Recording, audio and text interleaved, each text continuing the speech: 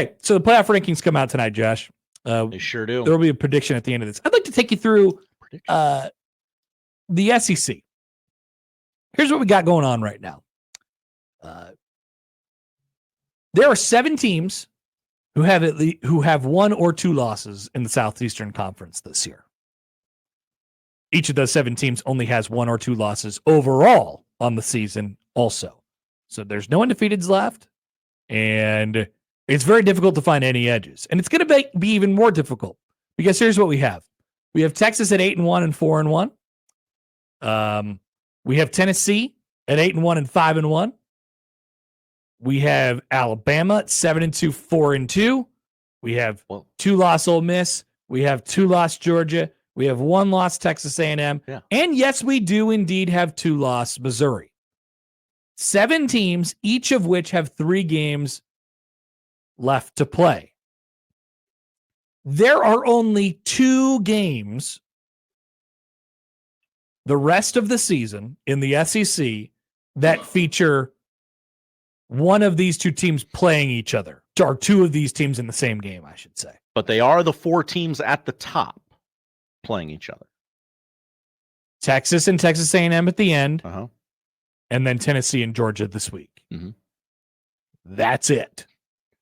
Better hope that breaks right, SEC. So, yes, it is possible that Tennessee goes from 1 loss to 2 losses. In fact, I'd even say likely that Tennessee goes from 1 loss to 2 losses this week, and that creates something. Can I just real quick push back on that a little bit? Sure. I mean, Ole Miss's defense was able to push Georgia around. you're Tennessee's got right. a good defense. You're right. I should probably stop giving that reverence to Georgia. I mean, Carson Beck sucks. Tennessee always Tennessee's. Yeah, that's kind of what I'm leaning on. I thought Ole Miss always Ole Miss, and they didn't. Yeah. I hope those sentences made sense to people. You don't know what you're going to get out of these teams. And then Texas and Texas A&M play each other at the end of the year, and everybody says that Texas is the best team in the conference and the national championship contender out of the conference. But I do think it's possible that Texas A&M wins that football game. It's going to be loaded up at Kyle Field at the end of the year. Okay, it's at Kyle Field? Oh, yeah. Okay. You thought that they were throwing stuff on the field in some of these other games. Wait until that game happens. That game will be the game in which the most stuff will get thrown on the field this year. Guaranteed. Yeah. Because guaranteed. They haven't played in a while, right? Texas and Texas A&M? Yeah. Since Texas A&M left the 2011 last time they played, and that is a sore spot for Texas A&M. That is true. Mm-hmm. These 2 schools do not like each other. They do not. Well, Texas A&M mostly hates Texas. I don't know how Texas feels that much. Texas probably is like, why are you obsessed with me? Will Jim Schlossnagel be on the sideline? I doubt it. Would increase the likelihood that stuff gets thrown, though. I'll tell you that. So long story short here, there's only 2 games between any of those 7 teams in the final 3 weeks of the season.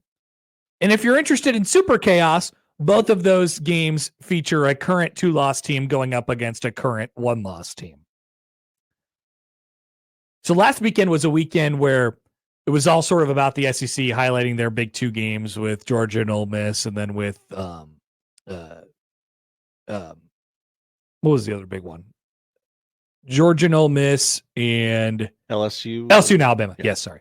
LSU, by the way, out of this conversation with a 3-loss team at the moment. But I don't know, if a lot of stuff breaks right in front of them, they can be like, hey, we're still here. They'll probably make that case. 2 losses in conference. I mean, I guess I don't know the tiebreakers in that conference. It got kind of even more jumbled, and the power sort of shifted back to the Big Ten. You look at the Big Ten right now, and they have 4 teams that are sitting at the top, and there's almost no threat of any of those teams missing the playoff. Right. I don't know, barring a massive upset to somebody. Right. I don't necessarily see that on the table at this point. Ohio State, Oregon, Penn State, and Indiana are all going to the playoff. If you look at them on the playoff predictors and the web on all those websites that do that, each of them are above 90% right now for good reason. Because if Indiana loses to Ohio State, that doesn't matter that much. And then they won't go to the Big Ten championship game because Ohio State will go. And if Ohio State loses to Oregon again, so what? And if Oregon beats Ohio State, it just makes it a little slightly more convoluted at the top. Mm-hmm.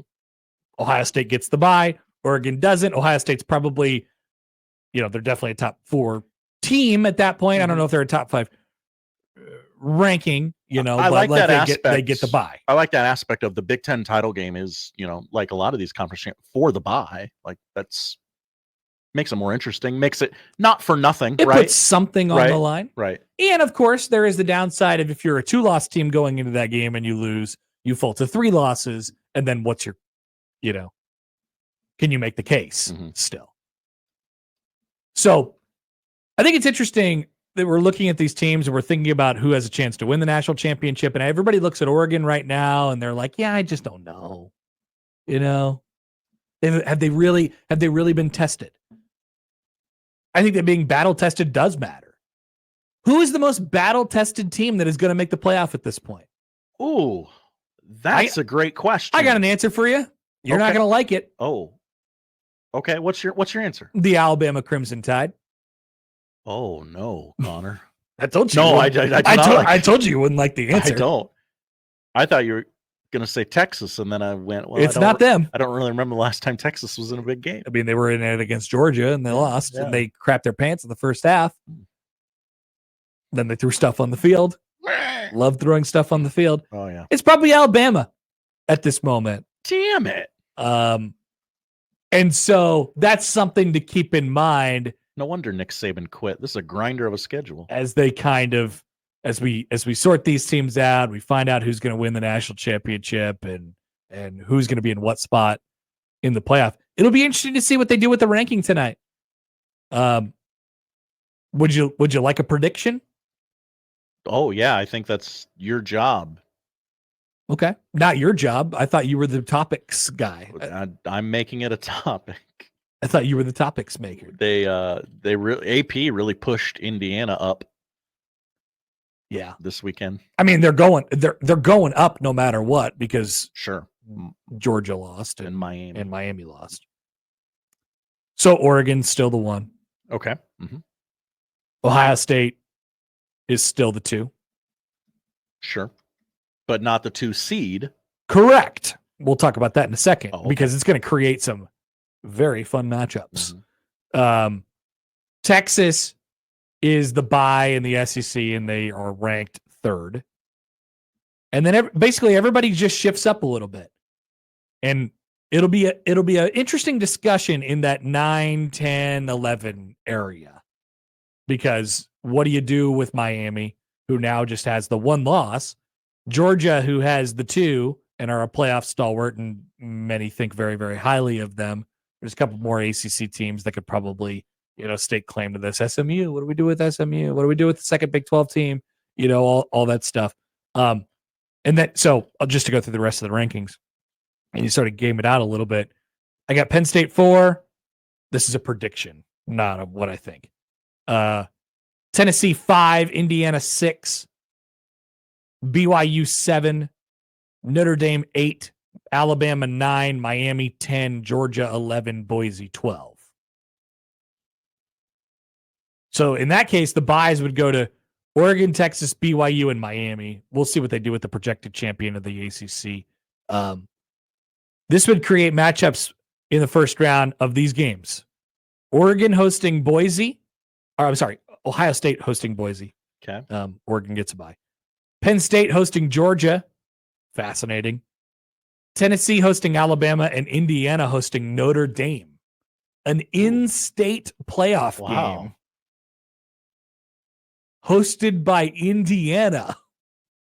It'd be a lot of fun. I mean, right now, the Big Ten's getting 4. The SEC is getting at least 4. The Big 12 and the ACC look like one bid leagues. And the Big Ten doesn't have a claim to a 5th team at this point, not even remotely close to one, really.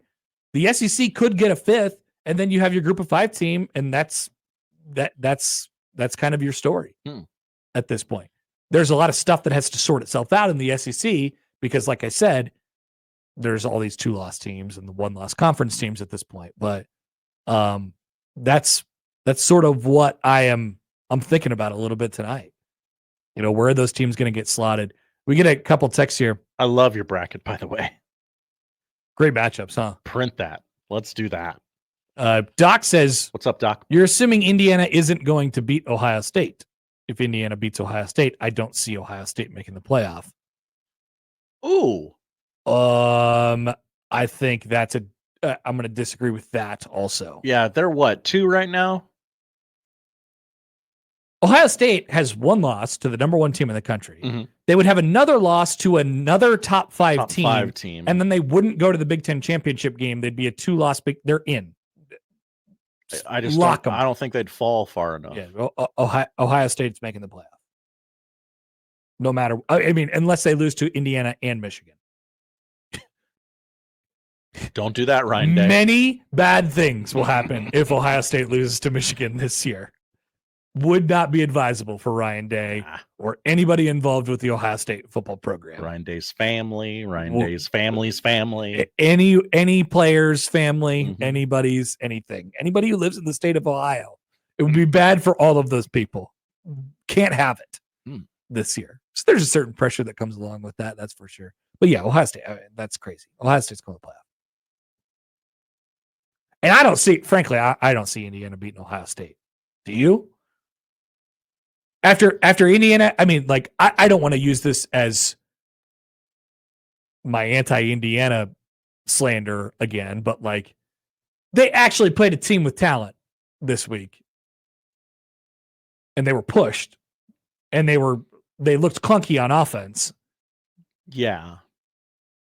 Right. Against a pretty good defense still. Pretty good. Obviously, they got out of there because they have more offense than quarterbackless Michigan, which I don't think is anything to write home about. But I mean, I don't see that. I think Sleepy Gus Johnson's going to have a sleepy time calling Ohio State, Indiana. We'll see. We'll see what kind of stops they pull out for that game. Is there an advanced line on this? Gotta be. Ohio State a 9.5 point favorite this game. Okay. That feels to take place in 2 weeks. A little high, I guess. Oh, really? I kind of thought it'd be closer to 2 touchdowns. Good question here on the YouTube chat from Sal. Hello, YouTube chat from Sal. Does undefeated Army get in over 1-loss Boise? No. I wouldn't think so. I mean, we already have evidence to point to this. Here's the thing with, like, if you're talking about right now, here's the thing with Army. They play Notre Dame this week. And so they will stake their, like, if Army is undefeated with the win over Notre Dame, then they have a lot better claim to it. But still, Boise would have just the 1 loss to Oregon. And it's the fun factor versus the respecting of the troops. Which one do you respect the troops or do you like Ashton Genty? I like Ashton Genty, and I think Boise State, this is going to sound really weird, so on the front end, I apologize. Boise State's 1 loss is better than Army's 1 win.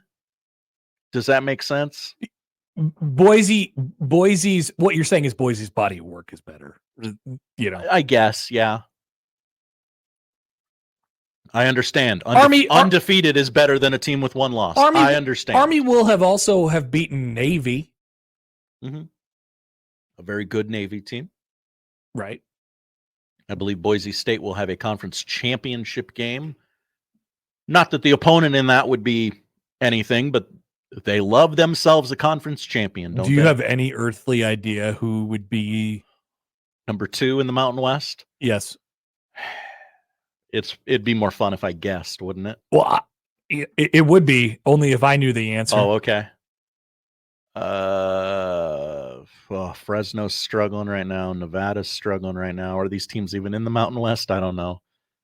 Fresno is. Nevada is. I'll go San Diego State. I know it's not the right answer. It's definitely wrong. They're 3-6 at the moment. Yeah. Currently, the Colorado State Rams are undefeated. Oh. Hello. But there is, and they don't play Boise, so that's going to be the matchup. Okay. So yeah, I mean Boise has a 3-point loss to Oregon. They've they've some close wins in conference. UNLV is a pretty respected team. Like that's probably better than anything Army has at this point. If they beat Notre Dame, the story does change a little bit. There's an argument. Yeah, an argument I would listen to. Be interesting to see how it's all laid out tonight. And there's a lot to figure out in the final 3 weeks when hardly any of these teams play each other. There's like 5 big games left in the college football season. Yeah. I know it's a really sad way to put it. We're dwindling. We have, in the Big Ten, there's I know people care about Michigan and Ohio State, but that's like for the playoff purposes, that's not a big game this year. Yeah. Unless, of course, Ohio State loses, but you could say that for any game. So let's just take that aside. Ohio State, Indiana is the big game in the Big Ten that we have left. Penn State doesn't have anybody. And Indiana plays Purdue. Indiana plays Ohio State and Purdue. Like that's it. That is the one single game in the Big Ten that we have. And then there's Texas A&M, Tennessee, Georgia, which is this week, and whoever wins the conference championships in the Big 12 and in the ACC. That's it. Those are your big games left in college football this year. Sorry to be the bearer of bad news. College football is basically over. Get used to it. It's basketball season, Josh. Basketball? Yep. Hoops? That's right. Hoops indeed. Hoops?